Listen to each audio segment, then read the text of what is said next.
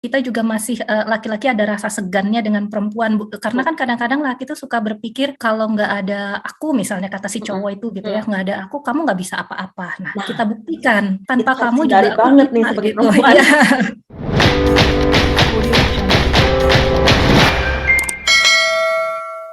Nah, ini balik lagi ke kita obrolan itu kan seputaran kawin campur yang faktanya memang seperti itu ya. Ada yang Ya, banyak fakta yang iya. betul. Ada yang wow, ada yang enggak. Kalau yang namanya pernikahan campuran yang di show off di media sosial itu kebanyakan kan itu bukan 100% faktanya ya. No. Jadi yang ditampilkan ya otomatis yang bagus-bagus. Aku aja lah ya, kalau aku honestly jujur ke diri sendiri gitu. Aku kan kalau Teteh lihat tentang YouTube aku tuh tentang panen, tentang desa gitu-gitulah ya. Ada juga yang misalnya tentang naik sepedahan. Tapi kan video aku nggak ada yang misalnya tentang seputaran pribadi yang lebih dalam lagi gitu ya. Karena itu aku nggak mau tampilin gitu. Nah, berarti kan yang mau kita perlihatkan ke orang itu udah istilahnya udah di set gitu. Jadi misalnya orang kan ngelihatnya di sosial media kayak tadilah kayak obrolan kita pertama gitu. Aku dapat pertanyaan dari orang, katanya, Teteh kenapa itu aku lihat di TikTok katanya orang tuh dapat dikirim sama suaminya orang asing gitu ratusan juta katanya di tabungannya gitu kan. Nah, aku bingung ngejawabnya gitu. Jadi itu kan berarti dia ingin menampilkan ke orang-orang sampai itu loh Teh katanya di screenshot ininya tabungannya.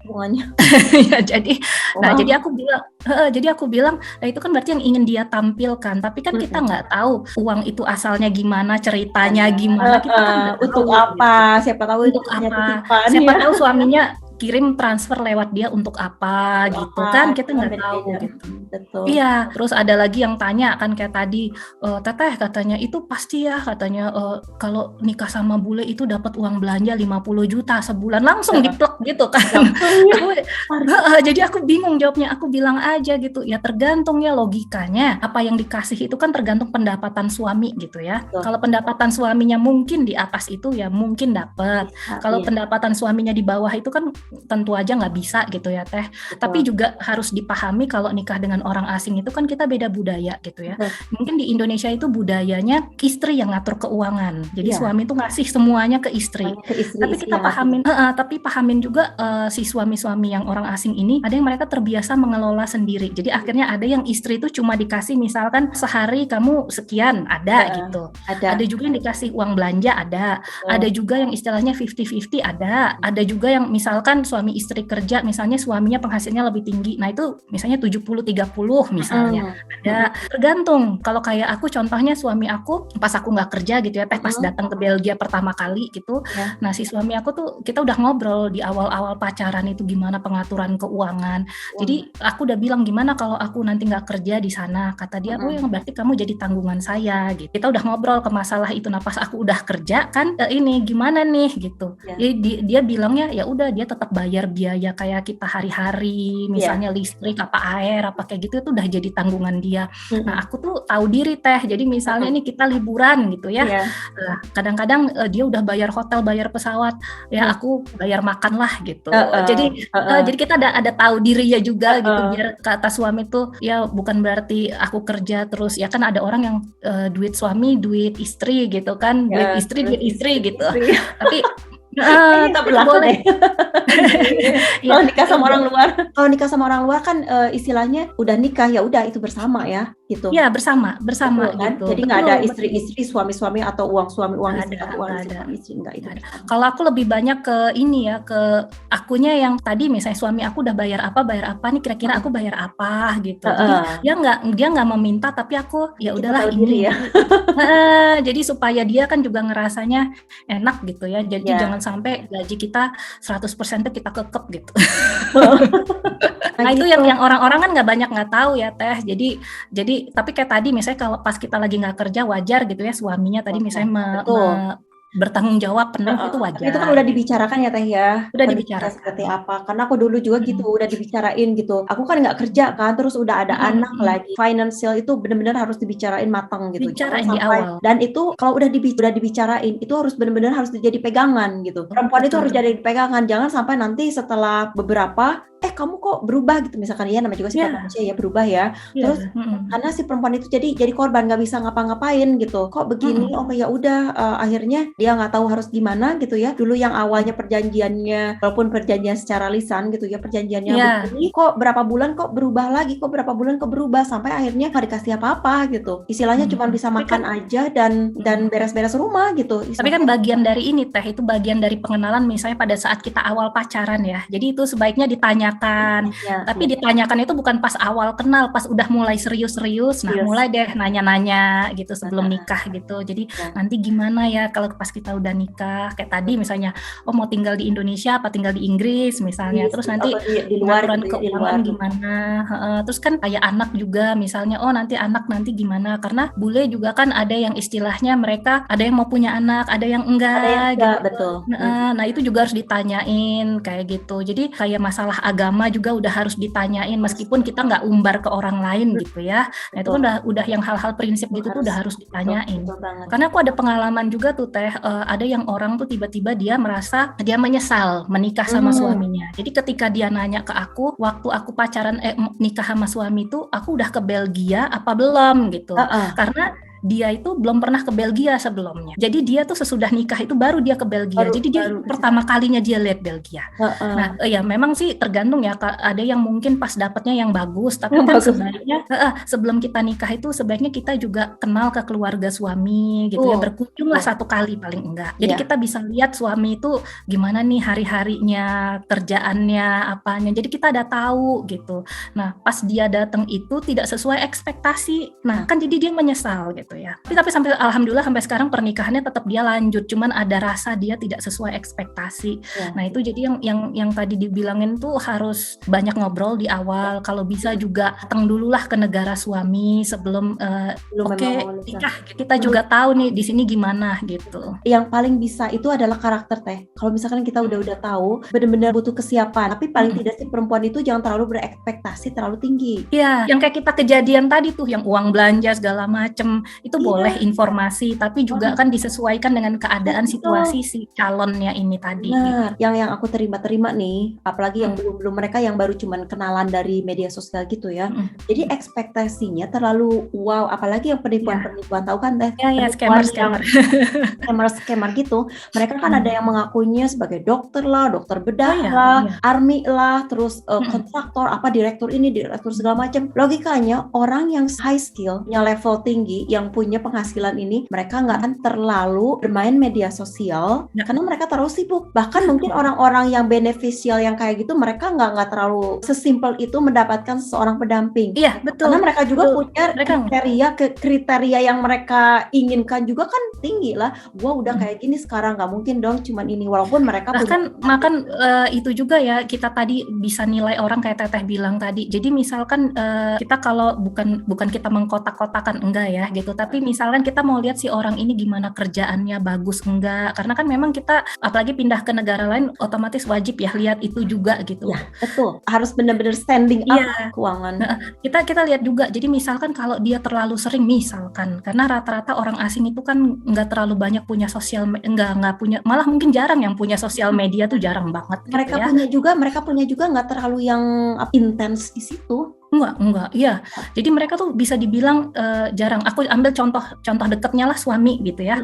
Nah jadi ada orang yang memang misalkan komunikasi tuh intens. Aku sama suami tuh komunikasi tuh memang berkelanjutan, tapi enggak yang pagi siang malam tuh enggak Teh, karena kan kita kerja.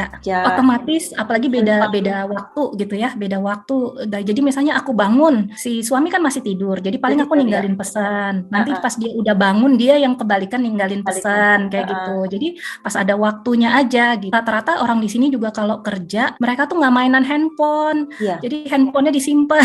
Ya, makanya dia nggak Jadi punya waktu lagi. Dulu aja ya, waktu aku kan ketemu sama suami dari Facebook mm-mm, ya itu mungkin jalan mm-mm. Tuhan ya gitu. Ya jalan Jalan Tuhan, Allah, ya takdirnya Teteh. takdirnya betul kan. Jadi Iya, cuman mungkin Teteh bisa lihat itu nggak mungkin intensnya nggak kayak kita lah gitu. Dia mungkin intensnya ada ada jarak-jaraknya kitanya. gitu. Tapi beda loh ya kan kalau misalkan seseorang yang serius itu beda loh, beda dari cara berkomunikasi. Berkelanjutan. Meskipun dia jarang tapi berkelanjutan Berkelanjutan, ngomong. nggak gombal-gombal gimana sih? Enggak. Kami tuh nggak ada gombal sama sekali. Beda, bener. Yang aku rasain dulu ya, dari pertama kenal sampai bener-bener kita akhirnya ketemuan itu nggak ada yang kan banyak tuh yang scammer baru 2 minggu 3 minggu diiming-imingi A B Iya, C. diimingin hadiah. Yang kayak gitu logikanya gini aja logikanya orang kita aja ya kita seseorang gitu kita mau kirim ke seorang lain gitu ya tapi belum kenal wujudnya aja belum tahu apa kita nggak worry atau dia penipu ya sama aja orang luar juga gitu mereka orang luar itu yang akan akhirnya kan karena banyak perempuan itu suka deny gitu ya jadi misalnya gini kayak Teteh bilang tadi tapi kok kata kita misalnya itu scammer gitu dia mau kirim-kirim hadiah kan nggak mungkin kalau mau kirim duit mah lewat bank aja nyampe gitu kan nggak usah lewat pos gitu kan. Nah, tapi kok dia ngomongnya gini, tapi dia ngomongnya gitu. Jadi kita tuh sering deny ke diri sendiri, padahal sebetulnya kan sudah ada tanda-tandanya. Kalau orang udah di awal-awal terlalu manis tuh kita patut curiga juga gitu. Ya nggak semua orang, tapi bisa dibilang rata-rata kalau orang asing itu mereka takes time to get to know someone gitu. Yes. Jadi ada fase-fasenya ada fase-fasenya betul. Mereka nggak mau terlalu istilahnya oh yaudah aku suka nikah sekarang enggak pasti misalnya ada yang bilang oke, mereka nikah cepat gitu ya. Tapi udah kenal berapa lama? Pasti udah kenal berapa lama? Pasti udah kenalnya udah lumayan lama tuh. Lumayan, nggak sebulan langsung kayak gitu. Dan mereka itu pasti harus ketemu. Mereka tuh mereka tuh pengen banget karena mereka pengen pastiin kan kamu tuh real atau enggak gitu. Nah, orang bule itu biasanya kalau dia udah tertarik, kita ngomongnya jangan serius karena biasanya orang-orang yang nanya ke aku gitu ya, kira-kira kalau ciri-ciri gini bule ini serius nggak? Kita jangan ngomong serius dulu, tapi tertarik dulu. Tertarik juga terus ketemuan ternyata dia ilfeel ternyata nggak cocok dia pasti ngehindar sama kayak pengalaman aku. Iya tuh gitu Teh jadi bukan berarti misalnya dia udah ketemuan terus oke, dia tertarik tapi tertarik itu sampai seberapa besar dia tertarik untuk sama kita seterusnya gitu. Itu yang harus dipertanyakan karena pengalaman aku dulu gitu aku sebelum sama ini ya aku pernah gitu chattingan kayaknya pokoknya kayaknya kalau dulu ya kayaknya ini bakal perfect gitu ya.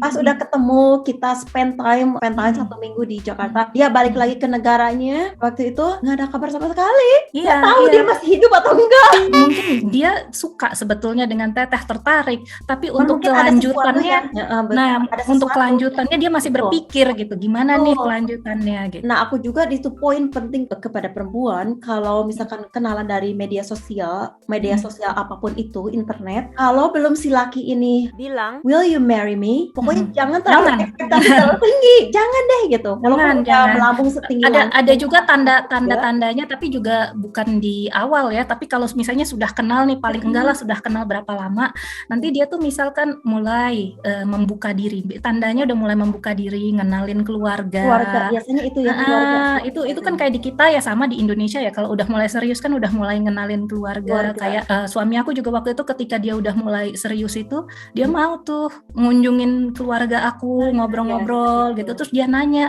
kamu mau nggak ketemu mamahku juga kata dia gitu. Oh ya boleh tapi kita waktu itu belum yang ayo kita nikah belum lah itu masih baru mau nggak ketemu mamahku juga gitu jadi akhirnya saling kenal gitu tiba-tiba pas lagi berkunjung ke Indonesia orang tua aku nanya ada rencana biasalah orang tua ya gitu orang tua ya gitu kapan mau nikah kapan ini gitu terus dia itu cuman lihat kita udah ngobrol-ngobrol kok sebetulnya gitu.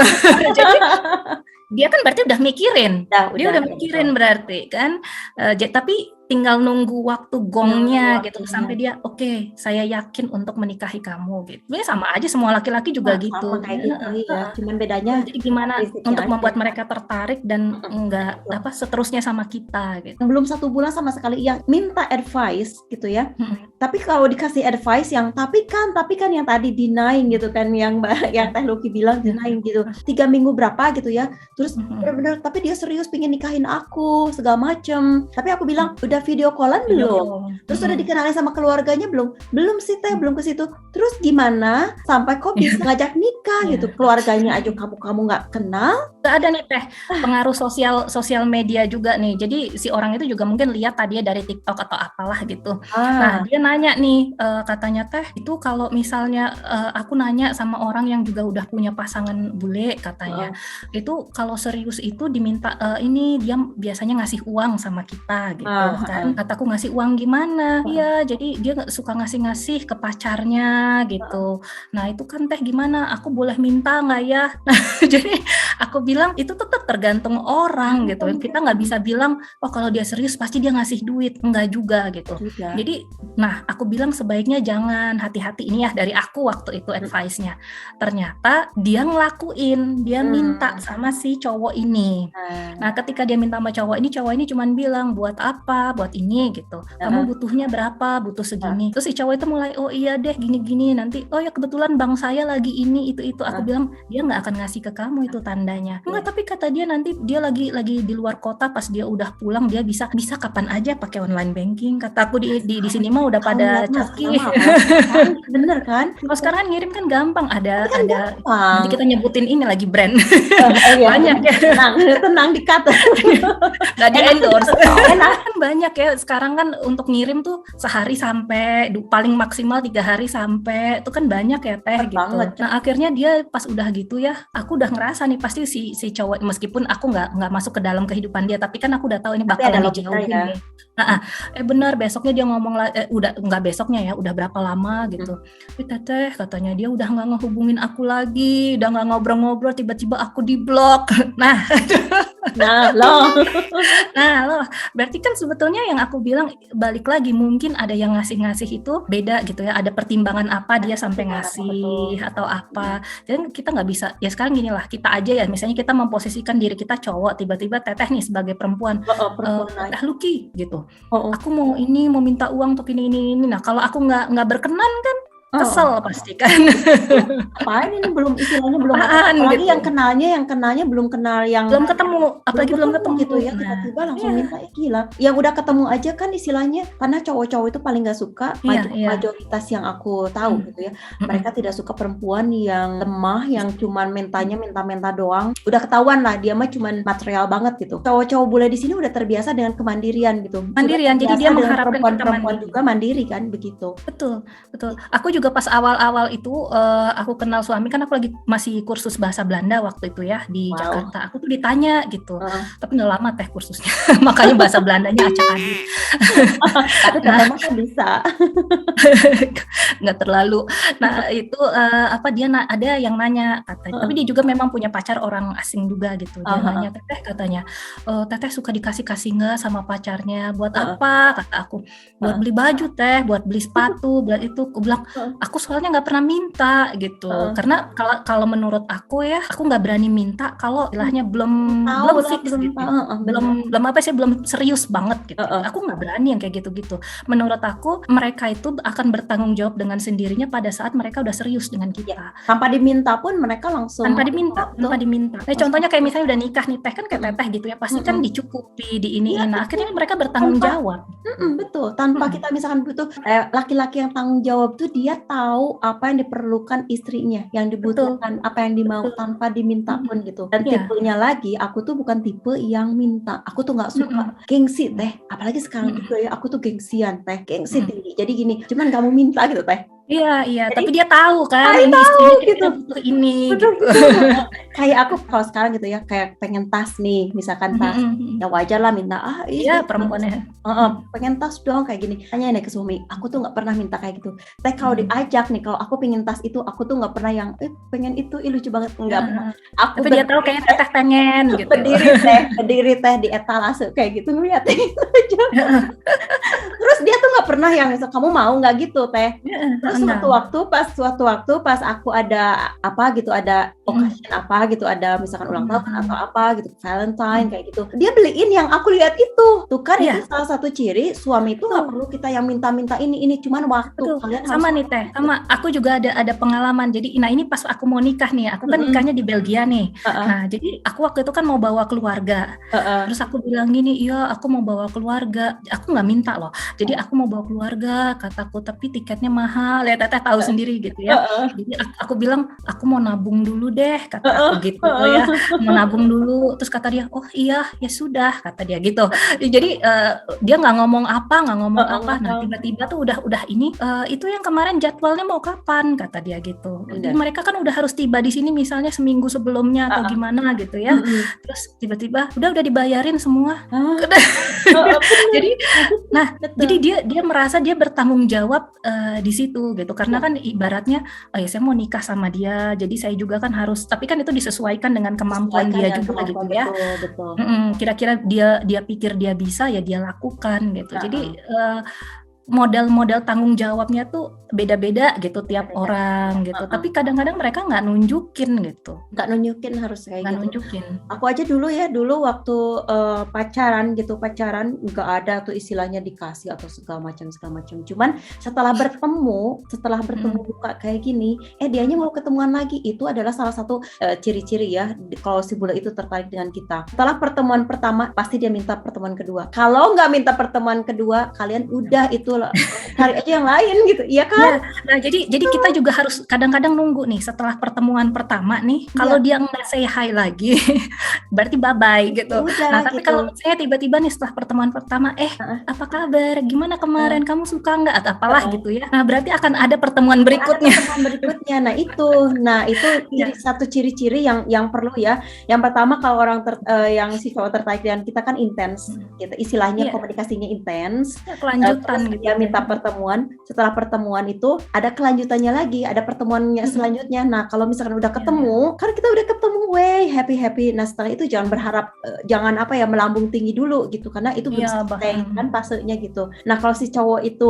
sudah ketemu lagi nggak ada kabar sama sekali, nggak ya ada udah kabar, gitu. Itu udah jangan mhm. diharapin lagi, cari aja yang lain gitu. Ya, karena kadang-kadang perempuan kan suka gitu, "Ya kok tapi Berharap dia dulu. gini, waktu pas kemarin-kemarin kita it was a good day gitu Heeh, together," gitu kan. Jadi heeh, kita masih ngarep gitu ya. heeh. Nah, tapi kita kadang juga, harus logika juga pas dia udah nggak ngasih feedback, nggak ada kelanjutannya, nah something wrong gitu kan. Iya, exactly gitu. Tapi kalaupun nggak cocok, kadang-kadang ada yang bilang, "Oh ya nggak jadi," gitu. Mhm. Jangan patah semangat, Iya, jangan. berarti bukan Bukan, betul, jodohnya gitu. benar Nanti benar. ketemu lagi gitu. Bener. Kalau aku mau pesannya gitu aja ke perempuan-perempuan, Mhm, selama janur kuning belum melengkung jangan mhm. lo berharap banyak, jangan terlalu di ini. Tapi tetap usaha harus ya Teh ya. Usaha Jangan harus, istilahnya kita juga harus jangan kenali lempeng-lempeng dulu, aja. jangan lempeng-lempeng aja. Ya udahlah nunggu-nunggu aja dia yang ngajak ya jangan kayak gitu. Kita juga Aku tetap juga harus kan termasuk ini tebar Teh, pesona ya Teh. aku kan termasuk yang telat nikah gitu ya. Mhm, Nah jadi, karena aku pas awal-awal itu mengutamakan keluarga dulu gitu ya, kayak mhm. Teteh tadi kerja Heeh, dulu, kerja apa dulu, dulu gitu bener. ya, ya gitulah gitu. Heeh, Supaya kita juga lebih lebih apa ya, memampukan diri sendiri gitu ya. betul. Nah akhirnya aku terlambat menikah nih. Mhm. Nah pas aku udah terlambat menikah itu akhirnya kan, orang-orang ada yang kadang-kadang, ya udahlah seketemunya aja Ketemunya nanti. ya, ada yang kayak Heeh. gitu. Aduh Nah, hati-hati jadi aku banget, jangan. iya, nah aku tuh akhirnya jadi mikir gini Teh, aku kalau ingat dulu mahnya, Heeh, usaha cari jodoh Teh. heeh. Jadi, nggak kepikiran mau mau itu orang asing, mau orang Sama Indonesia Teh, nggak kepikiran. sama. Sami Iya, pisan. Jadi aku waktu itu ya udahlah ikut kegiatan. Waktu itu aku ingat di Bogor itu ada kegiatan yang misalnya dia jalan ke hutan. Nah itu kan kita ketemu orang-orang baru gitu ya. Nah udah gitu aku ikut lagi misalnya ya kalau misalnya ada orang kawinan datang gitulah. Nanti kan ketemu teman-teman keluarga gitu. Terus nanti kalau enggak ada kegiatan apalagi meskipun aku tuh orangnya pendiam teh. Nah misalnya kalau lagi di kantor nih lagi makan siang biasanya kan kalau orang tuh bergerombol makan siang sama temen ya. Aku mikir gini, kalau aku sama temen orang takut deketin. Aku suka makan siang tuh sendiri yang kira-kira nanti sendirian gitu. Nah, jadi kadang-kadang itu gitu teh. Nah, karena aku mikir gitu ya. Jadi gimana caranya supaya aku juga ngebuka diri ke orang lain gitu. Karena kan kadang kita juga kalau cuma diem di rumah aja nggak dikenalin orang, kita nggak tahu ya, nggak kelihatan gitu. Tapi ada orang yang akhirnya kok aku sama gitu. Waktu itu dia nanya seusia aku kok nggak dapet jodoh juga gitu. Aku bilang udah belum nyobain kayak gini-gini. Akhirnya karena dia jarang membuka diri keluar, jarang kemana gitu. Nah jangan takut juga nih buat teman-teman yang usianya mungkin sudah kira-kira kalau kata orang Indonesia mah cewek mah udah telat gitu ya. Jangan. Kalau orang asing tuh itu usia tuh nggak jadi patokan. Enggak. Mereka nggak ngelihat. Kalau mereka udah suka mah suka udah aja. Cocok ya. Mereka udah cocok, udah match gitu, udah langsung. Nggak ada lagi pikiran panjang kesini mereka udah klik mereka kalau kayak di kita mah kan usia misalnya 30 tuh dianggapnya udah tua gitu ya. Di sini mah enggak gitu. Jadi mereka nggak ngelihat ke usia, jadi jangan khawatir tuh yang kayak gitu-gitu. Itu buat teman-teman yang lain juga tetap semangat yang pada jomblo-jomblo. Cari tanah banyak teh. Cari tanah. Pokoknya mau menyaritakan tentang ieu mah nya teh loba pisan nya tehnya. Apoy oge mau bisa anggeus ya. Di Indonesia mah misalkan teh nitip heula atuh ieu lah sajam 2 jam. Geus bawa ka dieu cenah budakna. Di sini boro-boro aduh.